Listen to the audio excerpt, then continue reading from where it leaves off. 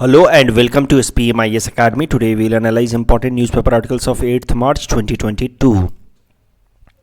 Please note you can download the PDF version of today's newspaper analysis by clicking the link given in the comment section. You can also join our WhatsApp group through the link given in the description section for more study materials. This is the list of the topics that we will be covering from today's newspaper. And the first article is about International Women's Day, and this topic is very useful from our syllabus GS paper 2 Indian society point of view, paper 1 essay perspective. It is also important for political science option students, especially from their topic feminism perspective. तो देखिए पहले context देखते हैं इस article का. Today is 8th March which is celebrated worldwide as International Women's Day, and as this is celebrated as International Women's Day, it celebrates social, economic, cultural and political achievements of women from different walks of life and highlights their day-to-day challenges, also the problems that they face on everyday basis in their life. इस साल 2022 का international women's day का theme है gender equality today for a sustainable tomorrow. अब इस article से और कई सारे और आर्टिकल्स भी मैंने वीमेन के ऊपर आज कलेक्ट किए हैं. इंटरनेशनल वीमेन डे के कॉन्टेक्स्ट में कई सारे आर्टिकल्स निकल के आए हैं आज. तो कई सारे आर्टिकल से मैंने कुछ इंपॉर्टेंट आइडियाज़ कवर किए हैं जो हमें एक अच्छा एसे लिखने में हेल्प करेंगे if topic is on women's issue. तो देखिए जैसा कि मैंने आपको बताया, this article tries to analyse challenges faced by women, specially women in India. उसके अलावा this article will also talk about different constitutional and legal provisions brought in our country for women empowerment. उसके अलावा एक दूसरे article से मैंने idea pick किया है कि क्या सच में हमें वीमेन एम्पावरमेंट की ज़रूरत है भी या नहीं, क्या वीमेन एम्पावरमेंट सच में एक सही अप्रोच है भी या नहीं. तो इन 3 डायमेंशंस पे हम बातचीत करेंगे. सबसे पहले let us talk about the challenges faced by women in society. तो women start facing challenges in their life from within the family itself. Family के अंदर ही women have to face certain challenges like female feticide right since her birth.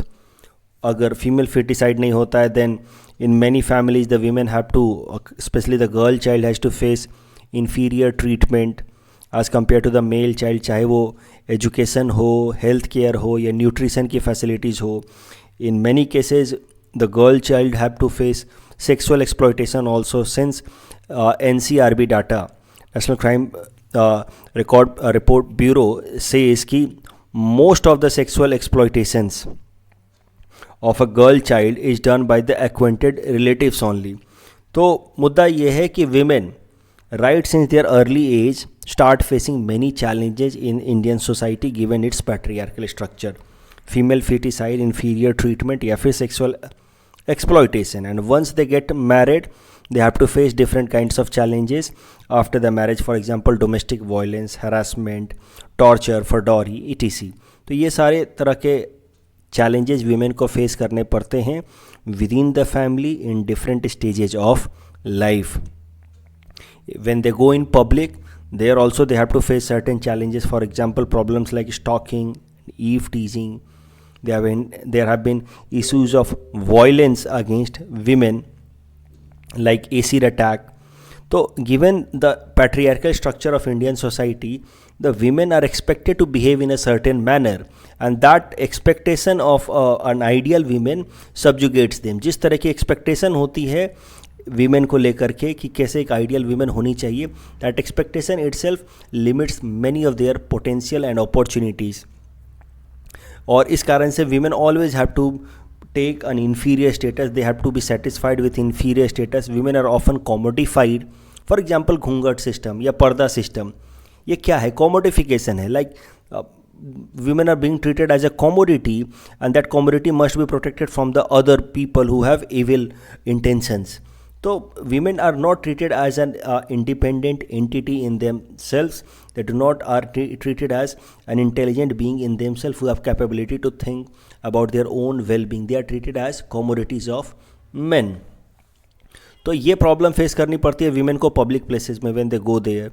Family के अंदर हमने देखा they also face certain challenges at workplaces. For example, indecent behavior and an indecent approach, sexual harassment at workplace, all such challenges. And to your surprise, अभी ये image मैं आपके लिए निकाल करके लाया हूँ। Women do not have to face certain these problems only in Indian society.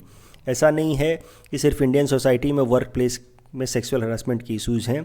Even in those societies that are consider to be highly educated, वहाँ पे भी ये चैलेंजेस हैं। For example you can see Google women employees protesting against lukewarm response of the companies towards sexual harassment। तो Google US office में इस तरह के केसेस निकल के आ रहे हैं जहाँ पे वहाँ की वीमेन कंप्लेन कर रही हैं कि यहाँ पे सेक्सुअल हरासमेंट को लेकर के कोई खास स्ट्रिक्ट पॉलिसीज़ है नहीं। तो ये तमाम चैलेंजेस हैं जो वीमेन को फेस करना पड़ता है। आप इसको अपने एस्से में अच्छे तरीके से एक्सप्लेन कर सकते हैं। Within the family, outside, public place, at work place, they have to face challenges. अब जरा देखते हैं different legal and constitutional provisions for women empowerment या वीमेन प्रोटेक्शन। तो सुप्रीम कोर्ट के कुछ जजमेंट देख लेते हैं। Madhu Krishnan versus state of Bihar में the supreme court observe that women always have suffered denial and discrimination in silence. तो ये स्टेटमेंट आप मगअप कर लो, सही टाइम पे अगर कोट कर पाओगे तो it will help you in fetching marks. कि सुप्रीम कोर्ट ने खुद ऑब्जर्व किया कि women have to face denial and discrimination. Vishakha guidelines Vishakha versus state of Rajasthan 1997 में सुप्रीम कोर्ट ने कुछ गाइडलाइंस दिए थे जिसको हम लोग पॉपुलरली विशाखा गाइडलाइन नाम से जानते हैं। These guidelines were given in order to prevent sexual harassment at work place. Supreme court observed कि sexual harassment at work place violates dignity of a women and it is against the principles of Article 14 right to equality, Article 15(1) no discrimination on the basis of sex, Article 19(1)(g) right to choose profession of choice। तो ये तमाम, अगर sexual harassment at work place पे सवाल आ जाए तो आप लिखना कि ये तमाम फंडामेंटल राइट्स वायलेट होते हैं। Article 21 right to life with dignity. और फिर sexual harassment at work place को रिस्ट्रिक्ट करने के लिए, अवॉइड करने के लिए सुप्रीम कोर्ट ने गाइडलाइंस रिलीज़ किए जिसको हम लोग विशाखा गाइडलाइंस कहते हैं, जिसको बाद में पार्लियामेंट ने कानून बना करके स्टैचूटरी स्टेटस भी दे दिया, जिस कानून का नाम है prevention of sexual harassment at work place, जिसको हम अगले स्लाइड्स में देखेंगे। उसके अलावा एंटी डॉरी एक्ट लाया गया 1961 में, जिसमें dowry taker and givers both will be punished with an imprisonment of 5 years। अब जैसा कि मैंने आपको बताया कि सुप्रीम कोर्ट ने विशाखा गाइडलाइंस रिलीज़ किए थे to prevent sexual harassment at work place, बाद में इसको पार्लियामेंट ने कानून का फॉर्मेट दे दिया। It was given a proper statutory provision in 2013 under Prevention of Sexual Harassment at Workplace Act। तो this act defines sexual harassment at workplace। सबसे पहले तो बताता है कि एक्चुअली कौन कौन सी एक्टिविटी जो है सेक्सुअल हरासमेंट एट वर्कप्लेस मानी जाएंगी। For example, sexual harassment is any unwelcome sexually defined behaviour which can range from misbehaviour of an irritating nature to the most serious forms such as sexual abuse, assault and rape। तो देखिए, work place में किसी भी indecent behaviour को जो irritating nature का हो उसको sexual harassment at work place माना जा सकता है।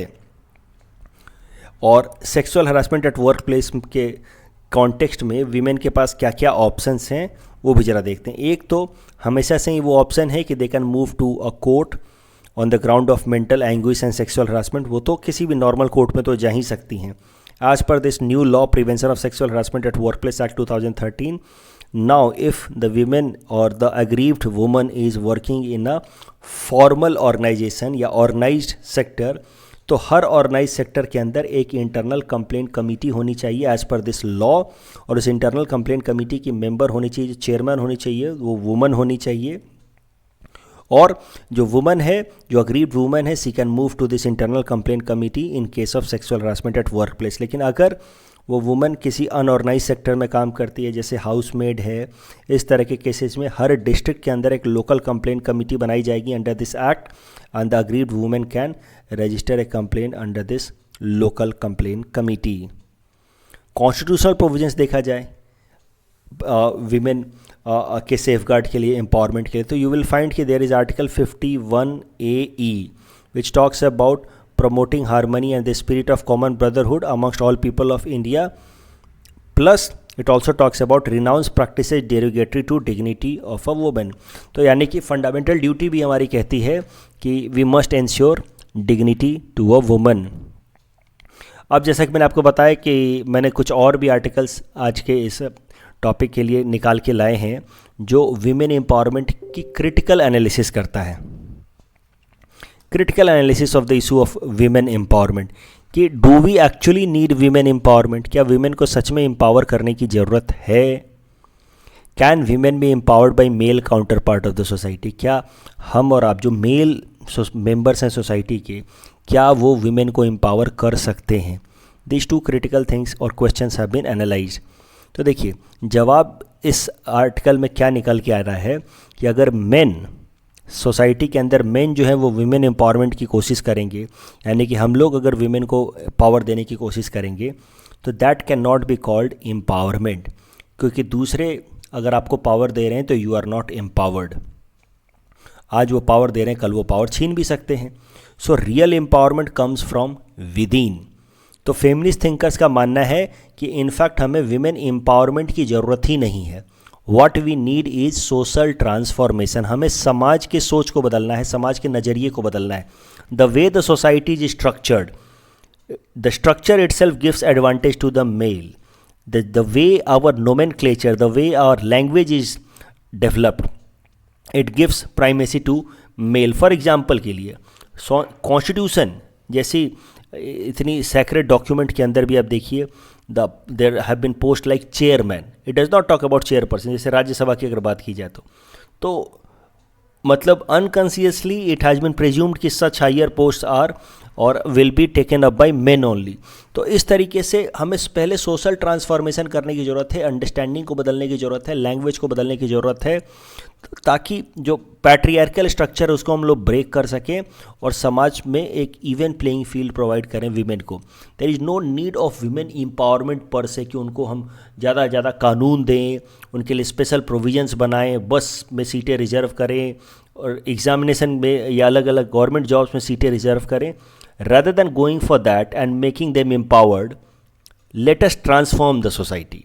इस तरह से ट्रांसफॉर्म करें कि जो पैट्रियार्कल स्ट्रक्चर है, जो उनके लिए एक डिसएडवांटेजियस पोजीशन क्रिएट करता है, वो स्ट्रक्चर को ही हम डिसमेंटल कर दें and automatically women get at par position. So हमें उनको एम्पावर करने की ज़रूरत नहीं है, उनको एट पार लाने की ज़रूरत है एंड उसके लिए हमें समाज को बदलने की ज़रूरत है, विमेन को पावर देने की ज़रूरत नहीं है। That could be a sustainable approach towards the challenges faced bye women in society.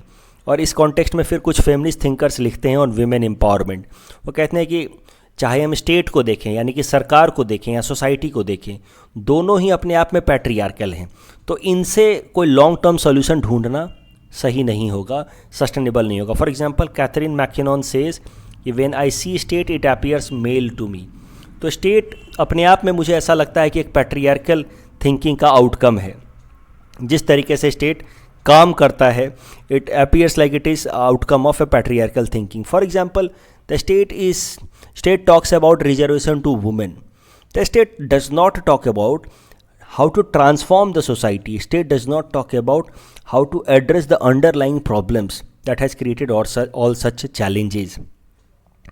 So in that way she says कि the state itself is sustaining the patriarchy. समाज की बात की जाए, इसी तरह की बात की है साइमन डी बेवर ने, he is a French feminist thinker. One is not born a woman but becomes a one.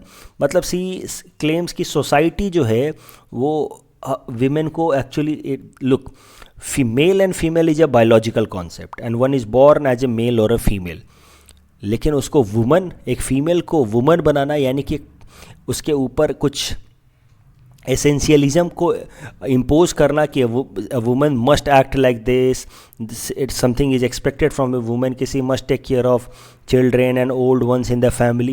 So in that way the expectation of the society makes a woman.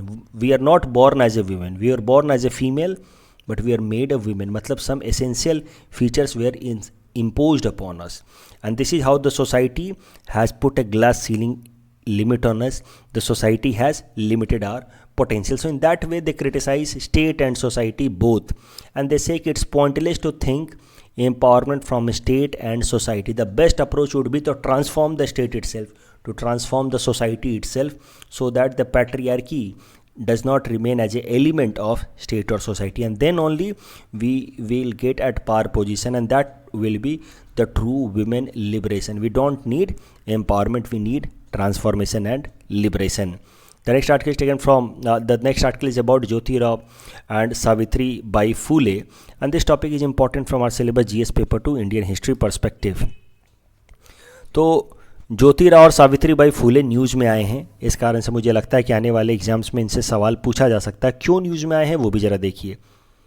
Maharashtra के governor Bhagat Singh Koshyari ने ज्योति राव और सावित्री बाई फूले के child marriage जो इनकी हुई थी उसको लेकर के थोड़ा मजाक उड़ा दिया है, आप ऐसा कह सकते हैं, और इस कारण से उनकी काफ़ी निंदा भी हो रही है, is being criticised also. In a video he said कि Savitri Bai was married off at the age of 10 and her husband that is Jyoti Rao Phule was 13 at that time.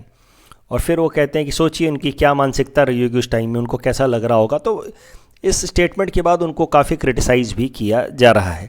इस कारण से ज्योति राव फूले और सावित्री बाई फूले न्यूज़ में आए हैं, इस कारण से they are important this time. तो इनसे रिलेटेड कुछ फैक्चुअल चीज़ें देख लेते हैं ज्योति राव फूले और सावित्री बाई फूले से related. Jyoti Rao Phule born in 1827 in Satara district of Maharashtra, and he was given the title of Mahatma. So he is also known as Mahatma. Apart from Mahatma Gandhi, he is also known as Mahatma. But he was given the title of Mahatma by Vitthal Rao Krishnji Wandekar, who is a very well-known Maharashtrian social activist. तो ये नाम याद कर लेना. मुझे लगता है ये सवाल पहले भी पूछा जा चुका है आपसे, फिर से APSC में तो कम से कम पूछा ही जा सकता है. ज्योति राव फूले जी ने कास्ट बेस्ड डिस्क्रिमिनेशन के अगेंस्ट काफ़ी काम किया है. इनके कुछ फेमस बुक्स के नाम है तृतीय रत्ना गुलाम गिरी.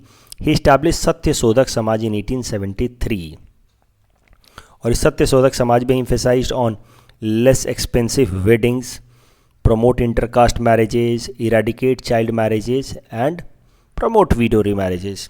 तो इन सब चीज़ों पर उन्होंने काम किया है. इनकी wife Savitri Bai Phule, she is considered to be the first generation modern feminist in India. She also is considered as first female teacher in India in 1848, and she opened a school for girls along with her husband ज्योति राव फूले. इस topic के basis पे ये prelims practice question हमने आपको दे रखा है. Please attempt this question and you can submit the answer in the comment section. The next article is about centre and state relations, and this topic is important from our syllabus GS paper two Indian polity perspective. तो इस article को समझने से पहले let us briefly discuss about the two kinds of political system, federal and unitary political system. देखिए federal political system, as I hope you all must be knowing, कि उसमें state और सेंट्रल गवर्नमेंट्स के बीच में there is clear cut division of power. तो federal system में the national government या union government is not considered to be supreme and it is not considered to be high in the hierarchy over state government. दोनों ही state और central government के अपने power functions divided होते हैं. In fact the people and the constitution are supreme. तो constitution and people are supreme and the powers are divided between centre and state. India और US are good examples. Political system of India and US are good example of federal systems.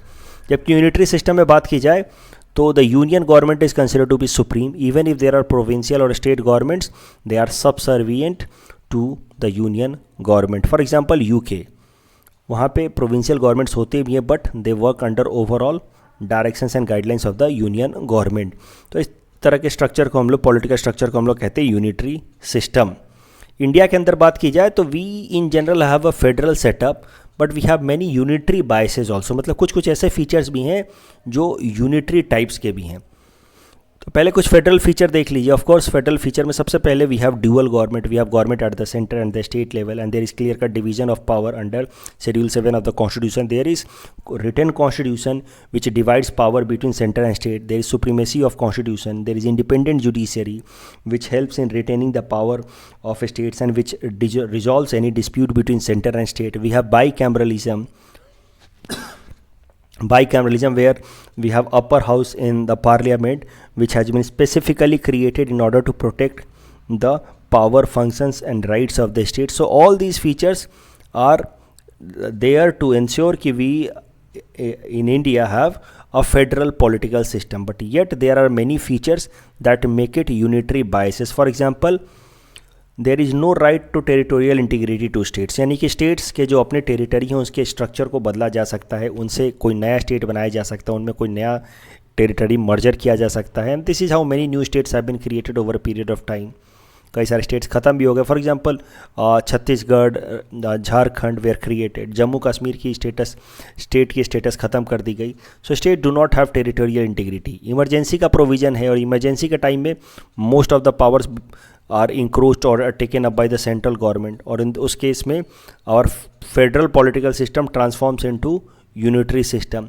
Governor का जो post है उसके appointment सीधा सीधा president करते हैं, and governor is the executive head for the state government, लेकिन अपॉइंटमेंट कौन कर रहे हैं? President, and president acts on aid and advice of the union government. तो इस तरीके से indirectly union government gets a direct say in control, management and administration of the state government, and this is how sometimes through governors the union government intervenes or encroaches into the power functions of the state government, and this is how the federal political system gets hampered.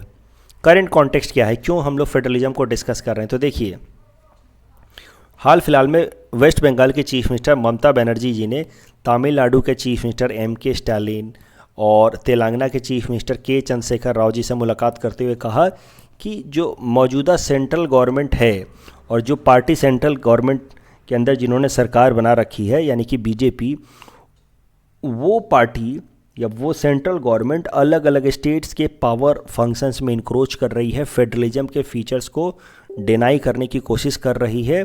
और इसी कारण से ममता बनर्जी जी ने अलग अलग non BJP ruling states के chief minister से मुलाकात करके उन्होंने सजेस्ट किया है कि सारे के सारे नॉन बीजेपी रूलिंग स्टेट्स को भारत सरकार के इस देन के मिसयूज ऑफ पावर के खिलाफ कुछ एक्शन लेना चाहिए। They must come together, all the non BJP ruling states must come together in order to prevent the entry federal features taken up by the government of India and their attempts to encroach into the power functions of the state government।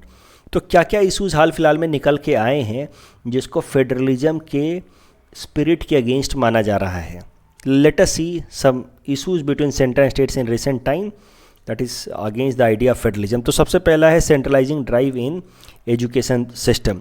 तो इसमें सबसे पहले example निकल के आता है NEET.